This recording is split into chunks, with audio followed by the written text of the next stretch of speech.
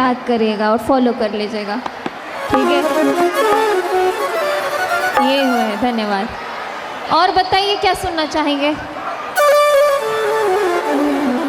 बताइए क्या सुनना है?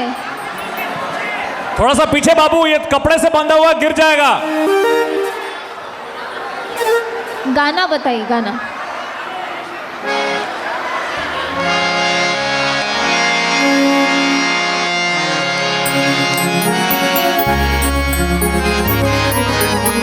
बैरिकेडिंग पे लोड नहीं देना है, कपड़ा से बांधा हुआ है, भड़ाम समझ गिर जाइएगा।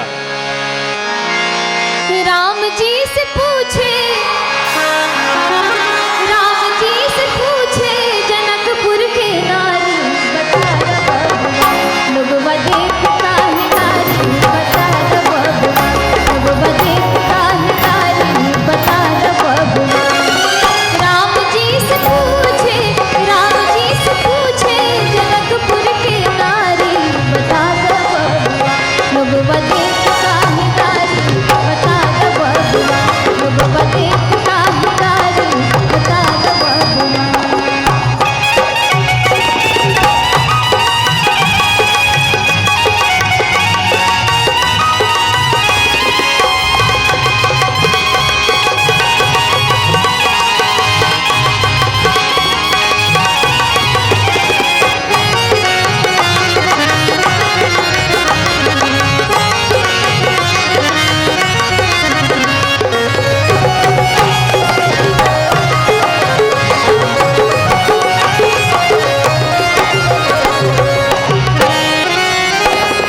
तोहरा से पूछूं मैं ओ धनुषधारी, तोहरा से पूछूं मैं ओ धनुषधारी, एक भाई गोर का है, एक भाई गोर का है, एक काहे कारी, बता बबुआ लोगवा देखता है कारी, बता बबुआ लोगवा देखता है कारी, बता बबुआ।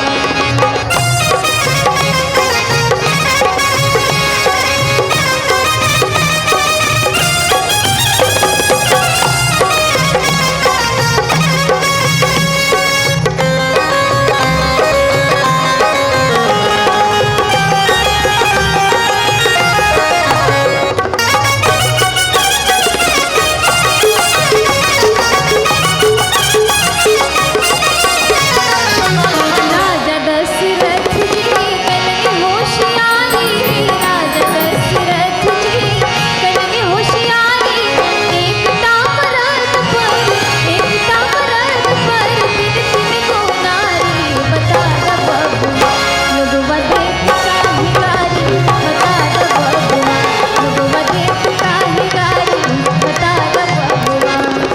तोहरा से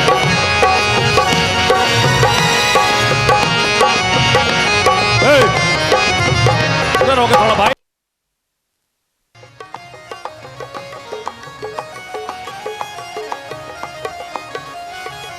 ई बूढ़ा बाबा के पकल पकल दाढ़ी, ई बूढ़ा बाबा के पकल पकल दाढ़ी, देखन में पाकर, देखन में पाकर खाए भर थारी, बता बबुआ लोगवा देख